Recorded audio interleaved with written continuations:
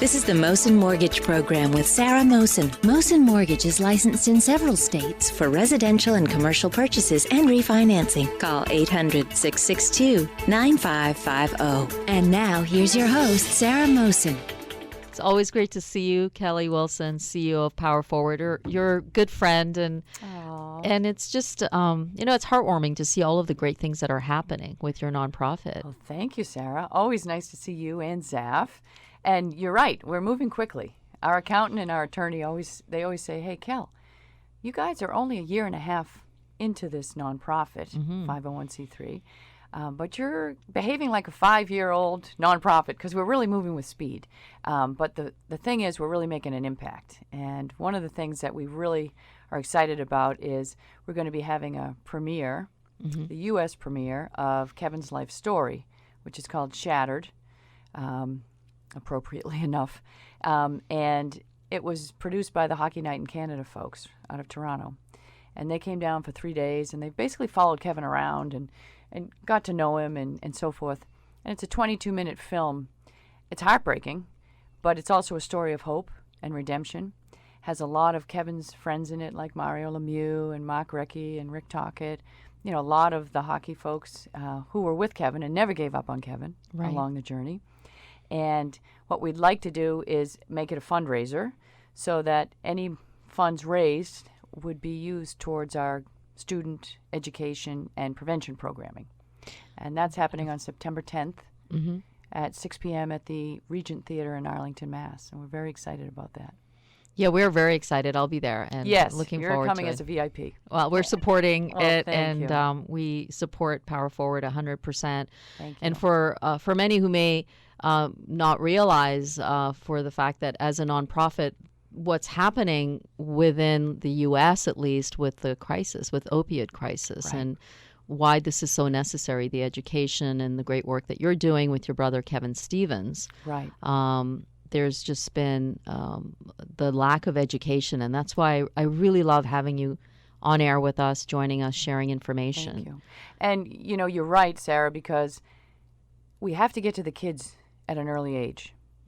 And Kevin's speaking in middle schools, high schools, because like Kevin says, if you don't start, you're better off, because here he is, has never done a drug in his life. You know, at 28 years old, they had just played the New York Rangers. The Penguins were out having a few beers like they do after a game.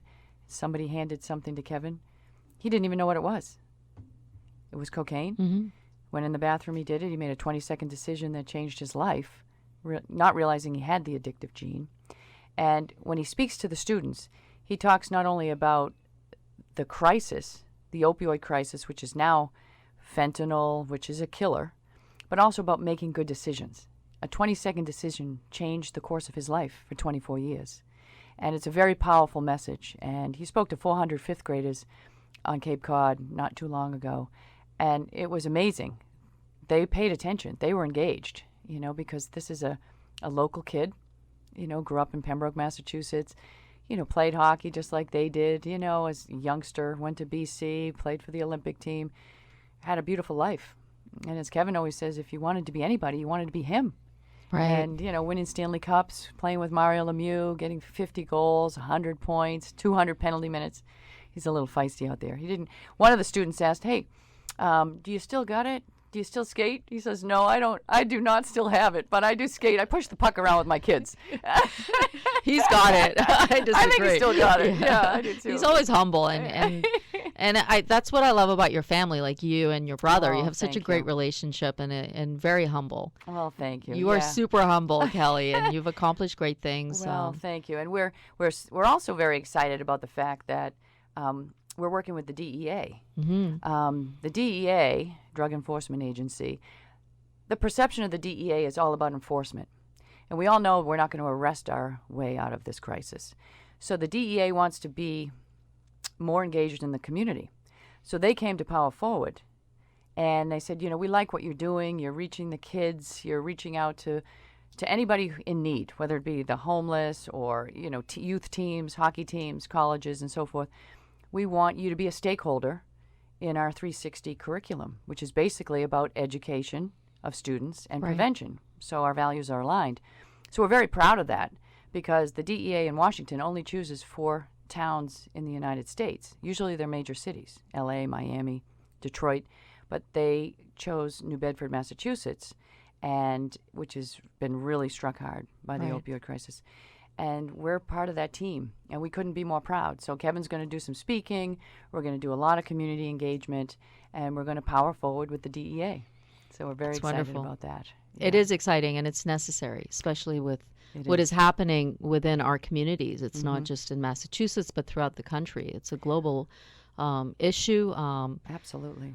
And I didn't even, because of the fact that originally, many years ago, I worked, in politics, and what we were covering really from the aspect of the Secretary of State in Canada was the drug issue. And what we're seeing now is that not much has really changed, even with all the money that's been put in. Right. So we need to be more targeted in our efforts. And certainly one of the things we're trying to do at Power Forward is media outreach. Right. So we've gone to video podcasting, which is very exciting. And our first guest was Derek Sanderson, who was a big star, Boston Bruins, but also an addict in recovery. And it was great because, like Kevin said, if we can reach more people and if we can help one person, then it's worth it. So if we can do some radio, we can also do the video podcasting, which is airing on cable access TV. Right. I think we're on 15 stations in the first week that we did it, and other people are picking it up because it's good content. It is. I mean, it's not preachy. We have people on that have a journey. They have a story to tell, whether it's a parent or it's an actual addict. Everybody's affected with addiction. It's not just the addict, the family. Everybody's affected. Yes. And, that's where I come in as the sister of an addict. And I tell you, I couldn't be more proud of my brother. And I thank God every day that I have my brother back. And we're making a difference. And I've worked in biotech all my life, loved my job for 30 years, but I'll tell you, this is the best job I've ever had in my life. And it's a volunteer position, but it's because I'm working with Kevin and Andy Bernstein and some great people. I mean, it's remarkable the work that you're doing, Kelly, and so it's really you. a privilege. I've learned a great deal from you. Well, thanks for your support. You've always been there for us, you and Zaf. Well, I just think that with the work that you're doing, it's very powerful and it's life-changing. And it's, it's hit home to a lot of people. And often we talk just about the person who's had the addiction, but there's also the family. And, there's these statistics which are really almost, you don't realize that a person who's in it's a disease. Yes. You usually spend 70% of your time as an addict, consuming or finding, and that's how your life is. Right. So when you are in recovery, you have to find other options, right? Right. Healthy options.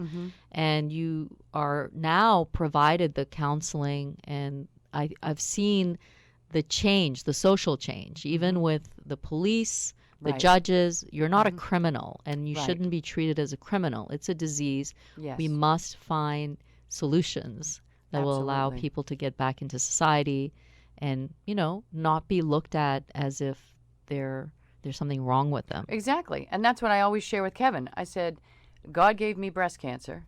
If I waited till I was stage 4 before I got any help, I would be dead. So God gave you addiction as your disease.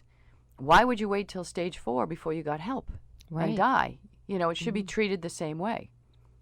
And that's the thing. And you're a cancer survivor. So for me, that's, that's a huge thing because that brings hope as well for many.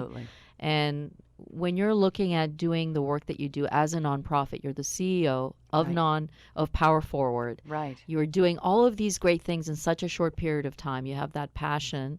And you have that personal experience, as the sister of Kevin Stevens. Absolutely. And Power Forward really is all about hope and redemption. Because as Kevin says, if I can do it, it was the hardest thing he ever did in his life, but the most rewarding because he has his life back and he takes it one day at a time.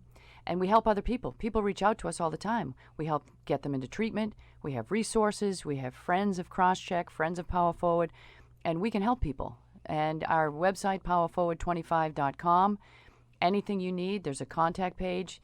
Kevin always says, write to me if I can help you. I've been there. And he shares his story, I think, very bravely with so many people. And I'm very, very proud to be a part of it.